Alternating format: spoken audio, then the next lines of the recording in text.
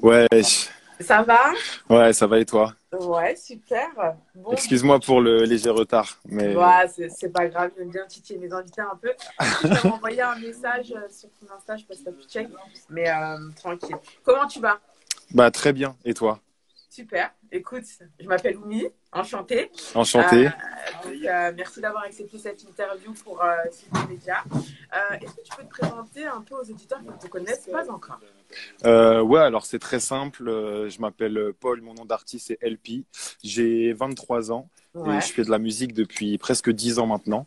ouais. Donc voilà, et je suis originaire de Paris dans le 20e. J'ai un groupe qui s'appelle LTF et ça fait maintenant 2 bonnes années que je travaille en solo et voilà, j'ai 3 à 4 projets à mon actif. Ok, bah, on va avoir l'occasion d'en discuter là pendant une Yes. vingtaine de minutes. Comment s'est passé le confinement pour toi? Raconte-moi un peu comment tu as pu bosser au niveau de ta musique. Est-ce que ça t'a plus donné envie de bosser ou alors bah, comme certains, tu n'avais pas du tout envie de faire de la musique? Au contraire, en fait, ça m'a permis, moi, de passer beaucoup de temps à enregistrer, à écrire des morceaux. Et j'étais Ouais, dans une dynamique, bah, c'était très, très positif finalement. J'ai pu faire de la musique tous les jours. J'ai sorti une série de freestyle, 12 morceaux en 12 jours, du coup, sur Instagram. ouais. Et puis, j'ai eu le temps aussi d'aller au studio. Et du coup, j'ai pu retravailler ensuite des morceaux que j'avais écrits pendant le confinement, etc. Donc, non, ça a été très, très productif. Ok, bah, Contrairement à ce qu'on peut penser, ouais. ok, bon bah c'est cool parce que c'est vrai que certains artistes disaient qu'ils étaient en panne d'inspiration, tu vois, le problème de la petite feuille blanche. Mais bon, du coup là, depuis le déconfinement, on est sûr de te revoir avec. Donc c'est cool. Au niveau de tes influences, quand tu étais gamin, qui est-ce que tu écoutais? Bah, j'ai découvert le rap à travers mes cousins et mon grand frère. J'écoutais beaucoup la Secret Connection. C'est eux qui m'ont mis là-dedans, donc j'ai commencé par ça. J'ai des bases très classiques en fait, hein. J'écoutais beaucoup IAM, j'écoutais Ouais, beaucoup le Saiyan Supakru, j'écoutais beaucoup la Secret Connection. Et ensuite, quand j'ai commencé à m'y intéresser vraiment, moi je suis allé creuser, puis je suis allé chercher de nouveaux artistes. J'ai découvert Nubi, j'ai découvert Futuristic, Ifi. Voilà, tous ces gars-là de l'ancienne école qui m'ont permis, moi, de travailler l'écriture comme j'avais envie de le faire. Voilà, c'était vraiment mes grosses inspirations du début. Et puis ouais. maintenant, je suis dans des vibes un petit peu plus actuelles, etc. Mais les bases sont très, très classiques, sont très 90s en tout cas. Ok, il y a dans la Katsuki qui dit on aurait dû te laisser confiner plus longtemps alors. T'inquiète, même déconfiné, j'aurai de l'inspi pour vous, vous inquiétez pas. Ok, Vous inquiétez c'est pas pour cool. ça. Au niveau de ta playlist, un peu, qu'est-ce que tu écoutes en ce moment? En ce moment, qu'est-ce que j'écoute c'est assez varié. J'écoute beaucoup le 3 titres de Hamza, 140 BPM, qui est sorti Ouais, récemment. Que j'ai beaucoup aimé. J'aime beaucoup cette vague-là. Puis j'écoute pas mal d'artistes anglophones aussi. Donc ça va de Stormzy à Little Sims, voilà, en passant par AJ Tracy, tous ces gens-là que j'aime beaucoup.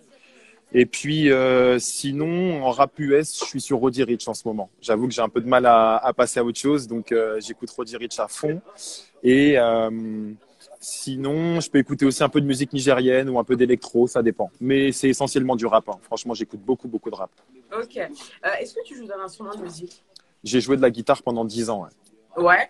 Et est-ce que au niveau de tes prods, est-ce que tu les crées ou est-ce que tu fais appel à des beatmakers et qu'éventuellement faire un peu de guitare aussi, ça te plaît?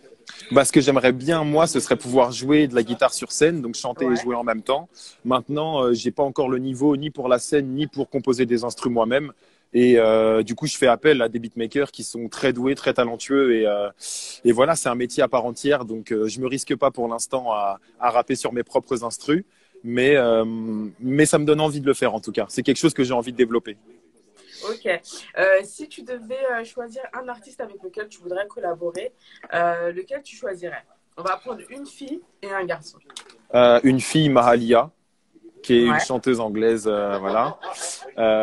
Et en garçon, bah Hamza pour le coup, je trouve que ouais, j'aime trop ce qu'il fait et c'est à chaque fois c'est un sans faute. En tout cas pour moi, tu vois, dès qu'il sort des projets, donc Hamza c'est un artiste que j'aime beaucoup et voilà. Ok. Est-ce que, comme les artistes de la nouvelle génération, tu suis un peu les comptes, tu sais, du style Rap Actu pour un peu savoir ce qui se fait, la tendance, ou pas du tout? Bah plus du tout en fait. C'est quelque chose que je faisais beaucoup avant. J'aimais bien Ouais. diguer, aller chercher de nouveaux artistes, etc. Et maintenant, je le fais plus vraiment. En fait, je suis tellement focus sur ce que je fais moi. J'ai pas envie de, tu sais, entre guillemets, me parasiter l'esprit avec d'autres musiques pour même être influencé presque inconsciemment, etc. Je préfère rester focus. J'ai voilà, des sources d'inspiration claires et j'essaye de pas trop m'éparpiller en gros. Voilà. Ok. Donc, tu m'as dit que tu as commencé il y a une dizaine d'années, très jeune, 13 ans. Euh, Exact. Ça a été quoi, toi, ton déclic pour te lancer à 13 piges dans la musique et tu t'es dit, allez, là, ça y est, j'y vais. Bah, j'ai commencé à rapper par mimétisme en fait. Au début, j'écoutais des artistes donc de Paris, de région parisienne, et en fait, je recopiais leurs couplets, je les rappais dans ma chambre, etc. Et puis il y a un jour où je me suis dit ah pourquoi pas moi, ou peut-être que ça je l'aurais dit différemment. Et c'était hyper prétentieux de ma part parce que j'avais pas du tout leur niveau, mais en tout cas, j'avais envie moi de d'écrire des choses qui me ressemblaient plus en fait, qui me concernaient moi. Et voilà, de fil en aiguille, j'ai commencé à écrire. Et puis ça m'a jamais vraiment quitté en fait. Et du coup voilà, ça s'est fait un peu naturellement comme ça. Ok. Et comment tu as été approché? Comment tu as constitué ton équipe? Raconte-nous un peu l'élaboration de ton premier projet et du groupe, du collectif auquel tu fais partie. Alors pour LTF, c'est très simple en fait. Au lycée dans le 10e arrondissement de Paris, j'étais avec trois ou quatre membres du groupe. Et en fait, bah, dans tous les lycées, c'est la même chose, hein. Quand il y en a 10 qui rappent, tout le monde finit par le savoir très rapidement et on s'est Ouais. connecté un peu comme ça grâce à la musique. Et en fait, on a rencontré d'autres gens, donc des gens des Lilas, des gens de Paris Centre. Et on a décidé de créer ce collectif à l'issue d'une radio qu'on avait fait tous ensemble. Et on a commencé à rapper, à enregistrer de vrais morceaux, etc. On a arrêté de rapper sur les quais du canal Saint-Martin et on est passé en studio, on a enregistré de vrais morceaux et tout. Et donc ça s'est fait un peu naturellement comme ça. Et puis après, moi, j'avais aussi un besoin d'émancipation un peu, donc j'avais envie, voilà, de proposer ma propre musique, pouvoir travailler sans faire de concessions, etc. C'est ce que j'ai fait. Et du coup, j'ai contacté des beatmakers pour qu'on travaille sur mon premier projet Monochrome. Et ça s'est super bien passé. Il faut savoir que sur Monochrome, sur les 8 titres, il y a 6 ou 7 beatmakers différents. Donc Ouais. voilà, je suis vraiment allé chercher plein de gars différents parce que je voulais un projet qui soit très coloré et très éclectique finalement. Du coup, ça s'est fait assez naturellement comme ça. Et encore aujourd'hui, je continue de travailler comme ça. Ok. Au niveau de tes scènes, est-ce que tu en as fait? Tu en as fait beaucoup ou pas encore? Est-ce que tu as eu le temps d'aller tester un peu ta musique sur scène pour voir un petit peu Avec, ce que tu en penses? avec LTF, beaucoup. Avec LTF, Ouais. beaucoup. C'est vrai qu'on a eu la chance, nous, de pouvoir voyager à travers la France et d'aller donner des concerts un petit peu aux quatre coins du pays. Donc ça, c'était vraiment une chance inouïe pour nous. Donc Ouais. on a eu cette petite expérience de la scène ensemble. Et puis en concert solo, alors j'ai déjà fait deux, trois apparitions, mais des choses très pas anecdotiques, mais bon, c'était quand même pas des grosses scènes, etc. Et puis j'ai pu en fin d'année dernière faire la release party de mon projet qui s'appelait Amine, Ouais. voilà, que j'ai fait au Disquaire à Paris, à Bastille. Et la salle était complète et ça s'est super bien passé. Et du coup, voilà, on attend que les salles de concert réouvrent pour pouvoir retourner prendre le micro, quoi. Ok. Au niveau des textes, c'est toi qui les écris. Tu t'inspires de ta vie. C'est la question que je pose tout le temps. Tu t'inspires de ta vie. C'est de la fiction, la vie de tes potes, c'est ça. C'est essentiellement du vécu, mais Ouais. évidemment, je peux parler de choses à la première personne, même quand je vais décrire le quotidien d'un ami à moi, parce que finalement, nos vies sont les mêmes. Donc, il y a des actions qui se ressemblent énormément. Donc, ça peut m'arriver de prendre la parole à la place de quelqu'un, Ouais. mais dans la majeure partie du temps, je raconte ma vie, ce que je vois, ce que je vis moi, sans avoir besoin d'aller piocher dans les vies des autres. Et c'est tout le temps moi qui écris mes textes. C'est tout le temps moi qui écris mes couplets. Ok. Alors, il y a fond un Z qui répond, LP et José. Et Josué, excuse-moi, c'est pour quand? Bah, alors écoute, le fit est prêt. Le fit est prêt. On est en train de taffer les dernières petites finitions là. Et on va s'attaquer au clip très bientôt. Mais si tu veux savoir quand est-ce que ça sort, faut que tu demandes à Josué parce que ce sera sur son projet à lui. Donc moi, j'ai rien à voir avec ça. Les deadlines, c'est pas les miennes. Ok. Voilà. Alors, il y a une question aussi. Je vais voir si je peux l'afficher. Oui, bah non, en fait, c'est bon. Ok, ok. Histoire d'en savoir un petit peu plus sur ta personnalité, je vais te faire un petit portrait chinois. Donc, tu réponds du tac au tac, hein, bien évidemment. Si tu étais une ville, laquelle serais-tu? Montréal, Un pays? le Canada. Ok. Bah, ça dépend. Il y en a qui font des trucs totalement différents. C'est non mais Euh, c'était stable. un chiffre, 11. une couleur, Le violet. une boisson, De l'eau pétillante. un bonbon, Euh, les bouteilles de chez Lutti qui piquent là. Je crois que Ok, ça. je vois. Très bon goût. Un personnage de film. Hum, Vincent Vega dans Pulp Fiction. Un animal. Un léopard, je pense. Ok. Une chanson. Une chanson Down on My Luck de Vic Mensa. Et si tu devais vivre la vie d'un artiste pendant une journée pour voir un peu comment il vit et ce qu'il fait. Travis Scott, sans hésitation. Mais vous l'aimez parce que très vite. À chaque fois, ça me sort des trucs de dingue. Très vite, toujours, je me dis, ouais, je vois un peu le lifestyle que vous voulez avoir. Tu vois, quand même. Instant, il te correspond. Moi, il y a une chanson que j'ai bien aimée, d'ailleurs, c'est Métro aérien. Merci beaucoup. Je trouvais que l'instru, elle était lourde de fou. Franchement, top. Alors, moi, je te connaissais pas, je t'ai découvert et tout. Je me suis dit, il est pas mal, celui-là. Pas mal du tout. Au niveau de tes playlists, allez, qu'est-ce que tu écoutes le matin? Tu vois, grave, de la pêche. Le matin, alors je passe un peu du tout au tout, mais je peux écouter Kofi. Voilà, qui est Ah donc ouais, dans la top. Il y a son départ. Je vais écouter Kofi le matin, ça va me mettre bien. Ou sinon, j'écoute Makala. Sinon, j'écoute Makala, rappeur suisse, beaucoup trop talentueux. Voilà, Ok. ça me donne grave de l'énergie. La chanson que c'est enfin, le classique en soirée pour toi. Quand tu sors, si ce son n'est pas, tu ne danses pas. Ah, alors, c'est compliqué parce que j'aime pas trop les soirées trap. Donc, Ouais, moi, je vais plutôt en soirée techno. Quand il s'agit d'aller danser, je préfère aller dans des soirées électro. c'est Donc, vrai. ouais, je te jure. Donc, ça va être compliqué de te citer un morceau en particulier. Mais si je suis en soirée trap, je vais rester très classique, mais je te mens pas que quand j'entends RR91, je suis plus moi-même. Voilà, Ok, c'est plus toi. voilà, c'est encore le morceau qui me rend complètement fou. Ouais. Ok, et le son que tu écoutes plutôt pour t'apaiser, pour dormir, pour s'endormir. Ah, il y en a plein. J'aime bien Pomme en ce moment. Ouais, Voilà, j'écoute beaucoup. Sinon, j'aime bien aussi Billie Eilish, donc c'est un peu dans la même veine. Enfin, c'est très pop. Et j'aime bien écouter ça le soir quand je suis tranquillement chez moi, que je regarde pas de séries et tout. C'est des artistes que j'aime bien écouter. c'est vrai que Billie Eilish, moi, pour le coup, tu vois, en fait, quand elle chante, quand elle miaule, c'est bien. Tu vois, c'est plus des. Il y a quoi là? Elle est plutôt pas mal. Pour, Elle se, elle s'en sort plutôt bien quand même. allez, c'est plutôt cool. Là, qu'est-ce qui va se passer pour toi pour la suite parce que tu as sorti le clip de London. D'ailleurs, comment ça s'est passé, tiens, au niveau de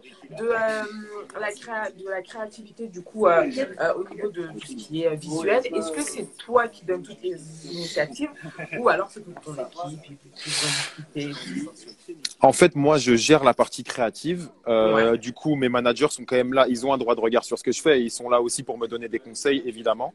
Mais là, pour le coup, le scénario, on l'a travaillé à deux avec le réalisateur.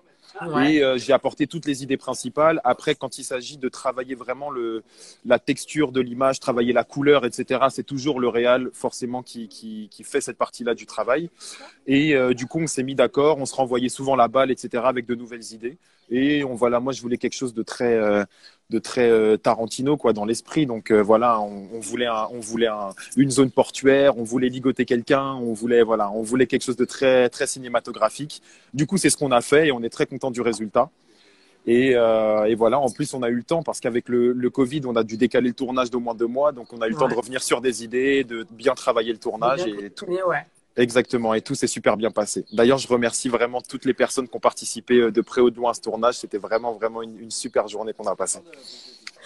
Il y a Hector qui dit grave lourd London et Merci ouais. beaucoup. Alors, il y a Merci une autre beaucoup. question aussi, on va voir si je peux l'afficher.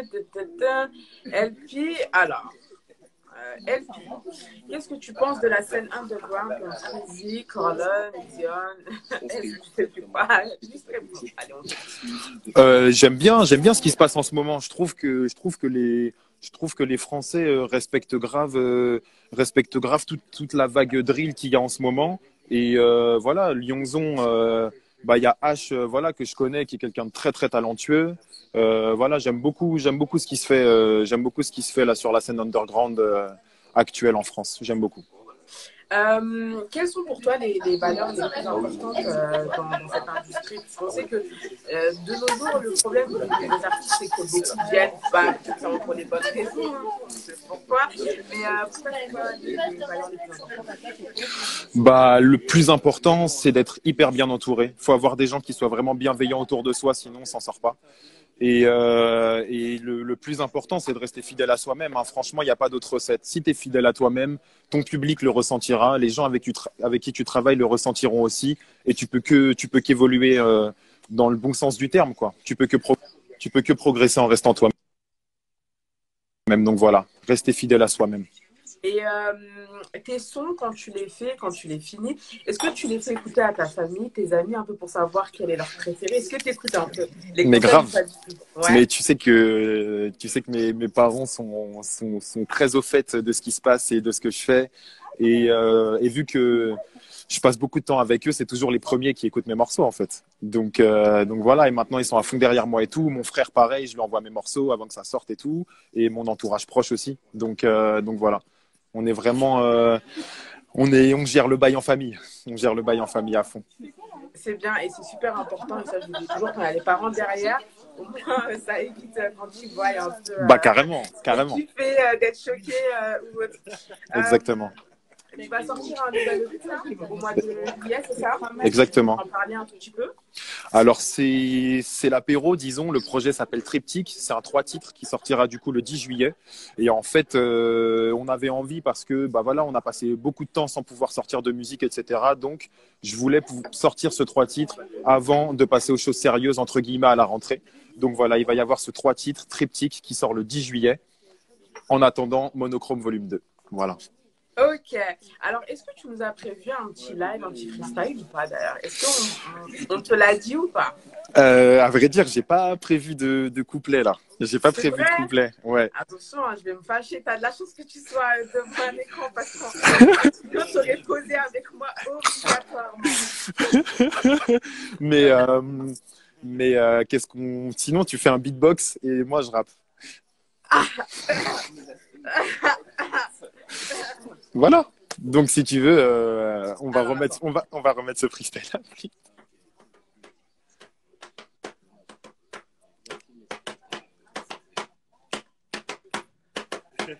Yeah. Ok. Un. Hey. Je développe mon imaginaire, j'ai les bonnes drogues, TNF, toute noire comme si je sortais de London. Te fie pas trop au conseil que les autres donnent. Paris et moi, c'est comme Gotham et Gordon. Hey. Voilà, Alors, c'est tout ce il y que j'ai a à t'offrir. c'est déjà bien, merci. Il y a Eupho qui dit mettez une prod sur YouTube. Alors, moi, je suis dans ma chambre, donc voilà, il n'y a pas de prod. Mais Moi la non plus. prochaine fois, c'est pas grave, je t'en veux pas. Tu auras intérêt de repasser dans les studios pour nous faire ce petit freestyle. Avec grand plaisir. En tout cas, voilà, merci beaucoup d'avoir été avec moi aujourd'hui. Est-ce que tu as une petite dédicace à faire à toutes les personnes qui t'ont suivi d'ailleurs aujourd'hui, qui ont été assez nombreux? Et ben, merci déjà à toutes les personnes qui sont venues sur le live. Franchement, ça fait chaud au cœur. Et je voulais remercier tout particulièrement toute l'équipe avec qui je suis en ce moment, qui m'a suivi à travers toute une campagne pour trouver de la Wi-Fi pour que je puisse donner cette interview. Merci, voilà. Merci. Donc, merci à tous les gens qui me soutiennent au quotidien. Et voilà, London est disponible. Allez streamer ça. Triptyque arrive le 10 juillet. Beaucoup d'amour sur vous. Eh ben, écoute, Elfie, merci beaucoup. Nous, on va continuer de te suivre et poster toutes tes nouveautés. Et puis, quand tu ressors des trucs, n'hésite pas à revenir vers nous. Et Bien puis, sûr. je te dis à bientôt dans nos studios. Eh ben, merci à toi. Merci beaucoup. De rien. Allez, tchuss. Ciao. Bye. Alors, merci beaucoup d'avoir été nombreux et nombreuses. Vous allez pouvoir retrouver l'interview sur la page So Good Media et dans l'Insta TV. Donc ça, c'est cool.